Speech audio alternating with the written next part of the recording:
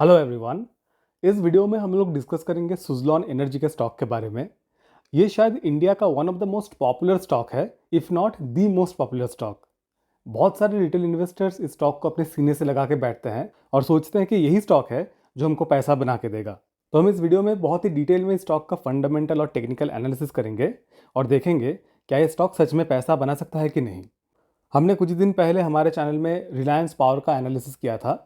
आप आई बटन में क्लिक करके वो वीडियो देख सकते हैं। उस वीडियो में हमने अपना ओपिनियन बताया था रिलायंस पावर के स्टॉक के बारे में कि हमको वो स्टॉक कितना पसंद है, वो कितना बढ़िया स्टॉक है, सारा एकदम डिटेल में बताया था। तो आप वो वीडियो ज़रूर देखें। और इस वीडियो में हम लोग बताएंगे आपको कि सुज़लॉन कितना बढ़िया स्टॉक है। तो इस वीडियो को पूरा देखिए क्योंकि इससे आपका ही फ़ायदा जुड़ा हुआ है। हम हमारे चैनल में बहुत ही डिटेल में स्टॉक्स का आईपीओज़ का एनालिसिस करते हैं और हम जितना आसान भाषा में आपको एनालिसिस करके समझाते हैं वो शायद ही आपको और किसी चैनल में देखने को मिले। तो इसीलिए हमारे चैनल को सब्सक्राइब ज़रूर कर लीजिए और बेल आइकन ज़रूर प्रेस कर दीजिए ताकि आपसे कोई भी वीडियो मिस ना हो। तो चलिए शुरू करते हैं आज का वीडियो। नॉर्मली हम हमारा एनालिसिस बिजनेस मॉडल से स्टार्ट करते हैं। हम देखते हैं कंपनी करती क्या है, बट सुज़लॉन का बिजनेस मॉडल शायद मैक्सिमम लोगों को पता है, फिर भी हम थोड़ा शॉर्ट में डिस्कस कर लेते हैं। तो यहाँ पे हम पढ़ सकते हैं कि सुज़लॉन जो है वो एक रिन्यूएबल एनर्जी सोल्यूशन प्रोवाइडर है कि ये company mainly wind turbine generators बनाती है और इसके साथ साथ प्रोजेक्ट एग्जीक्यूशन, ऑपरेशन, मेंटेनेंस, मतलब विंड टर्बाइन रिलेटेड जितना भी काम है ये पूरा करती है और विंड टर्बाइन का जो कंपोनेंट्स है उनको भी सेल करती है। तो बेसिकली इस कंपनी का जो बिजनेस मॉडल है वो पूरा विंड टर्बाइन के आसपास ही बेस्ड है। अभी अगर हम सुज़लॉन के क्लाइंटेल के बारे में बात करें तो हम पढ़ सकते हैं ACC, Adani renewables, Aditya Birla group, Bajaj, GAIL, Hero, ITC, ONGC, Reliance, SBI, Tata, TVS, Vedanta etcetera. मतलब कंपनी के पास कुछ बहुत ही रिनाउंड एंड बड़े क्लाइंट्स हैं। अभी अगर हम रेवेन्यू ब्रेकअप देखें तो फिनेंशियल ईयर 22 के हिसाब से इनका sale of wind turbines and other parts से 73% रेवेन्यू आया था और income from operation and maintenance service से इनका 27% रेवेन्यू आया था। मतलब बेसिकली प्रोडक्ट सेल से इनका 73% रेवेन्यू आया है और मेंटेनेंस सर्विस से इनका 27% रेवेन्यू आया है। और अगर हम जियोग्राफिकल स्प्लिट देखें तो आउटसाइड इंडिया से इनका 6% रेवेन्यू आता है और डोमेस्टिक सेल से 94%। अभी हम कंपनी का फंडामेंटल्स देख लेते हैं। करंट प्राइस चल रहा है 37 रुपीज़ के आसपास। मार्केट कैप है ऑलमोस्ट 50,000 करोड़ के आसपास। प्राइस टू अर्निंग रेशियो है 101। आरओसीई है 20.8%। आरओई यहाँ पे शो नहीं कर रहा है क्योंकि company for a very long period of time loss making थी, तो इसीलिए शायद यहाँ पे आरओई मेंशन नहीं है। बट हम जब खुद का कैलकुलेशंस किए और बाकी कुछ जगह भी चेक किए तो कंपनी का जो रिसेंट टाइम्स का आरओई है वो अराउंड 9 to 10% के करीब आ रहा है। कंपनी का डेट टू इक्विटी 0.04 है, मतलब डेट ऑलमोस्ट ना के बराबर है। इस कंपनी के ऊपर पहले बहुत ज़्यादा डेट हुआ करता था जो कंपनी ने हाल ही में पूरा क्लियर किया है। स्टॉक का पीईजी रेशियो है 5.89 जो कि बहुत ही ज़्यादा है। हम आपके बेटर अंडरस्टैंडिंग के लिए बता दें कि पीईजी रेशियो अगर 1 हो तो हम मानते हैं कि जो कंपनी है वो फेयरली वैल्यूड है। तो उस हिसाब से कंपनी तो मतलब बहुत ही ज़्यादा ओवर वैल्यूड है। अभी अगर हम कंपनी का ग्रोथ देखें तो सेल्स ग्रोथ 3 साल में 26.2% है, 5 साल में -5.96% है। ईपीएस ग्रोथ 3 साल में 26.7% है और 5 साल में 16% है। तो लास्ट 3 साल के हिसाब से कंपनी का जो ग्रोथ है वो अच्छा है। बट इस ग्रोथ को अगर हम कंपनी के प्राइस टू अर्निंग से कंपेयर करें तो ये बहुत अच्छा नहीं है। 26% का सेल्स ग्रोथ बहुत अच्छा है, बट 26% का सेल्स ग्रोथ कभी भी 101 का प्राइस टू अर्निंग जस्टिफाई नहीं कर पाएगा। स्टॉक का operating profit margin last 5 year में 5.82% है। अगर आप में से कोई बिजनेस करते हैं या फिर आपको थोड़ा सा भी सेंस है तो आपको समझ आ गया होगा कि हमको बैंक एफडी में ना इससे ज़्यादा रिटर्न मिलता है। मतलब ये कंपनी अगर अपना सारा एसेट बेच के बैंक में डाल देना तो इससे ज़्यादा रिटर्न कमा सकती है। ये कंपनी 1995 में इनकॉर्पोरेटेड हुई थी, मतलब इस कंपनी को अभी 29 ईयर्स हो गए हैं और अभी भी इनका जो ऑपरेटिंग प्रॉफिट मार्जिन है वो 6% के नीचे है। तो आई डोंट नो कि कैसे इसको जस्टिफाई किया जा सकता है। अभी अगर हम लोग क्वार्टरली रिजल्ट्स देखें तो हमको बहुत ज़्यादा ग्रोथ देखने के लिए नहीं मिल रहा है। इनफैक्ट इनका जो सेल्स है वो बहुत ज़्यादा फ्लक्चुएट करता रहता है। But yes, if you compare December 2022 quarter जहाँ पे सेल्स 1400 करोड़ के आसपास था, तब से दिसंबर 23 क्वार्टर में इनका सेल्स बढ़ा है और करेंटली जो कि है 1560 करोड़। बट अगर हम ओवरऑल लॉन्ग टर्म में देखें तो सेल्स में बहुत ज़्यादा ग्रोथ नहीं है। सिमिलरली कंपनी का नेट प्रॉफिट और ईपीएस दोनों ही फ्लक्चुएट करता रहता है।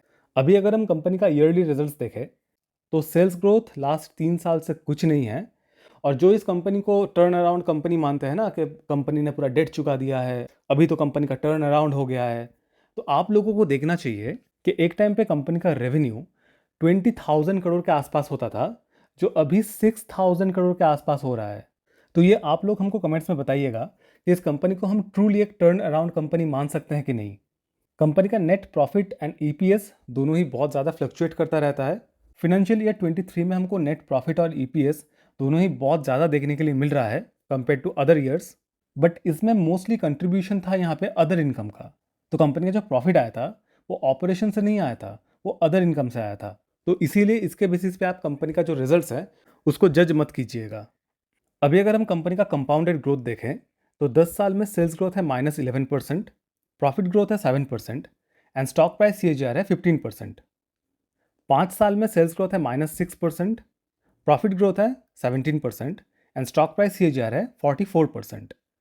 3 साल में सेल्स ग्रोथ है 26%, प्रॉफिट ग्रोथ है 27% एंड स्टॉक प्राइस CAGR है 95%। ट्रेलिंग 12 मंथ्स में सेल्स ग्रोथ है -11%, प्रॉफिट ग्रोथ है 893% एंड स्टॉक प्राइस CAGR है 419%।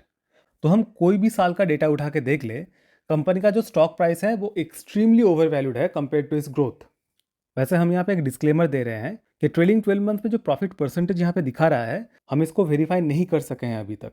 हो सकता है कि यहाँ पे टाइपिंग मिस्टेक हो सके तो हम बाद में एक वीडियो बना के आपको इसके ऊपर इन्फॉर्म कर देंगे कि डेटा सही है कि नहीं। और अगर आप इसके बारे में रिसर्च कर पाए तो आप भी हमको कमेंट्स में ज़रूर बताइएगा। अभी अगर हम लोग शेयर होल्डिंग पैटर्न देखें तो प्रमोटर्स का स्टेक 13.28% है। लास्ट क्वार्टर में FIS ने अपना स्टेक अच्छा खासा बढ़ाया है और करंटली उनका स्टेक 17.83% है। DIS ने अपना स्टेक घटाया है लास्ट क्वार्टर में और करंटली उनका स्टेक 6.16% है। पब्लिक लास्ट कुछ क्वार्टर से अपना स्टेक थोड़ा थोड़ा कम करती आ रही है और करंटली पब्लिक का स्टेक 62.74% है। पब्लिक का स्टेक इस स्टॉक में बहुत ही ज़्यादा है।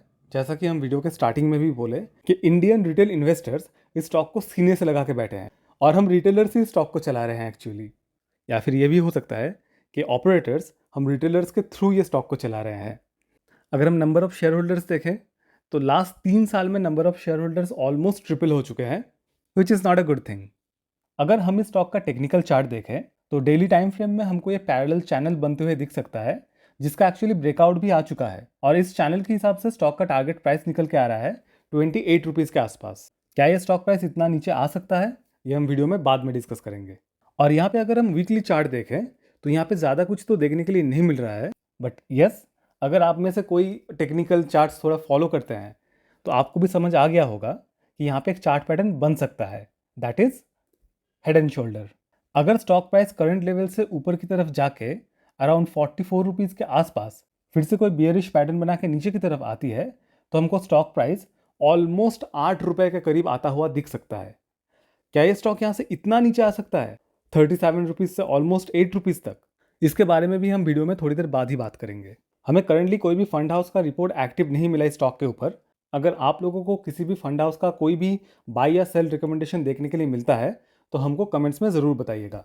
तो अभी अगर हम लोग कंक्लूजन पे आए तो हमको समझ नहीं आता कि क्यों लोग ऐसा स्टॉक लेते हैं जहाँ पे मार्केट में इतने अच्छे अच्छे स्टॉक्स अवेलेबल है, जिनका ग्रोथ बहुत अच्छा है, जिनका फंडामेंटल्स अच्छा है, फिर भी वो सब स्टॉक छोड़ को आपको सुज़लॉन ही क्यों लेना है। कुछ लोग बोलेंगे कि एक साल में स्टॉक ने इतना % रिटर्न दे दिया है, 6 रुपये से 50 रुपये पहुँच गया था। बट क्या आपने उस पर पैसा बनाया है? क्या आपने सुज़लॉन से 5 टाइम्स पैसा बनाया है? और अगर बनाया है तो क्या आपने अपने पोर्टफोलियो का 30% इस पर एलोकेट किया था या फिर 10% भी एलोकेट किया था आपने? अगर किया था तो कमेंट्स में ज़रूर बताइएगा। आपसे हम पर्सनली बात करना चाहेंगे और जानना चाहेंगे कि आपका माइंडसेट क्या था। But for any informed and educated investor ये सब स्टॉक गार्बेज है। आई एम वेरी सॉरी, बहुत ही हार्श वर्ड यूज़ कर रहा हूँ, बट ये रियलिटी है। हम अगर सुज़लॉन के बारे में सब अच्छा अच्छा बोल के कोई वीडियो बनाए तो शायद हमारा चैनल का ग्रोथ और भी बढ़ जाएगा। बट हम लोग यहाँ पे आपको एडुकेट करने आए हैं, आपको ठगने नहीं आए हैं। चैनल में ग्रोथ कम आया चलेगा, पर किसी का नुकसान नहीं होना चाहिए। अगर अभी हम स्टॉक प्राइस के टारगेट के बारे में बात करें, जैसा कि हम टेक्निकल्स में देखे थे कि डेली टाइम फ्रेम में टारगेट निकल के आ रहा है 28 रुपीज़ के आसपास, और वीकली टाइम फ्रेम में अगर हेड एंड शोल्डर फॉर्म होता है तो स्टॉक प्राइस 8 रुपीज़ तक आ सकता है। तो ये क्या सच में हो सकता है? हमें लगता है हो सकता है, क्योंकि स्टॉक का PEG रेशियो ऑलमोस्ट 6 के आसपास है। मतलब स्टॉक का जो फेयर वैल्यू है ना, वो ऑलमोस्ट 6-7 रुपए के आसपास है। तो क्या स्टॉक इतना नीचे आ सकता है? Fundamentally, technically, yes. अगर स्टॉक में ग्रोथ नहीं आता है तो स्टॉक प्राइस नीचे आ सकता है, और एक्चुअली में आना चाहिए। अगर इन्वेस्टर्स इस कंपनी को फेयरली वैल्यूड रखेंगे तो स्टॉक प्राइस नीचे आएगा। बट अगेन इस स्टॉक से लोगों का इमोशन जुड़ा हुआ है, पता नहीं क्यों। तो स्टॉक प्राइस नीचे आएगा कि नहीं, only time will tell. But we can say one thing for sure कि अगर कंपनी में ओवरऑल ग्रोथ नहीं आया तो कंपनी का स्टॉक प्राइस यहाँ से बढ़ना बहुत ही मुश्किल है, ऑलमोस्ट इम्पॉसिबल है।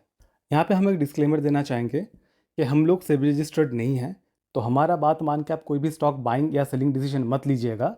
आप अपना रिसर्च, अपना एनालिसिस खुद कीजिए और अपना डिसीजन खुद लीजिए। और हमने जो टेक्निकल चार्ट शो किया उसमें से डेली टाइम फ्रेम का जो चार्ट है उसका तो ब्रेकआउट हमको मिल चुका है, पर ये जो हमने आपको हेड एंड शोल्डर दिखाया ये एक्चुअली में अभी तक फॉर्म नहीं हुआ है। ये हम एज्यूम कर रहे हैं कि ऐसा हो सकता है। तो इसके बेसिस पे आप कोई डिसीजन अभी मत ले लीजिएगा। हो सकता है कि स्टॉक प्राइस यहाँ से ऊपर ना जाए, कंटिन्यूस नीचे आता रहे, या फिर हो सकता है कंपनी में ग्रोथ अच्छा आ जाए और स्टॉक प्राइस ऊपर ही जाता रहे। तो यहाँ पे ये कंफर्म नहीं है। अगर कोई भी चार्ट पैटर्न कंफर्म होता है तो हम आपको वीडियो बना के ज़रूर बताएंगे। इसीलिए हमारे चैनल को सब्सक्राइब ज़रूर करके रखें। तो होपफुली आप लोगों को समझ आ गया होगा इस स्टॉक में क्या करना है। अगर आप हमसे पूछेंगे तो आप लोगों को वो भी समझ आ गया होगा कि हमको ये स्टॉक दूर से भी नहीं छूना। We won't touch it with a 10 feet pole, ये वैसा वाला स्टॉक है एक्चुअली। अगर आपको अच्छे स्टॉक्स के बारे में जानना है तो हमारे चैनल में ऑलरेडी बहुत सारा वीडियोस अवेलेबल है, आप वो वीडियोस ज़रूर देखिए। हम आगे भी बहुत सारे स्टॉक्स के ऊपर एनालिसिस लाते रहेंगे, आप वो वीडियोस भी ज़रूर देखिएगा। अगर आपको वीडियो अच्छा लगा तो वीडियो को लाइक और शेयर ज़रूर कीजिए, और आपका अगर कोई भी सवाल है तो हमको कमेंट्स में पूछिए, हम सबको जवाब देते हैं। और अगर आप चाहते हैं कि हम किसी इंडियन स्टॉक का, अमेरिकन स्टॉक का, IPO का, म्यूचुअल फंड का, क्रिप्टो का, किसी का भी एनालिसिस करें तो वो भी आप हमको कमेंट्स में ज़रूर बताइए। एंड मोस्ट इंपॉर्टेंटली चैनल को सब्सक्राइब ज़रूर कर लीजिए। चलिए मिलते हैं नेक्स्ट वीडियो में। Thank you.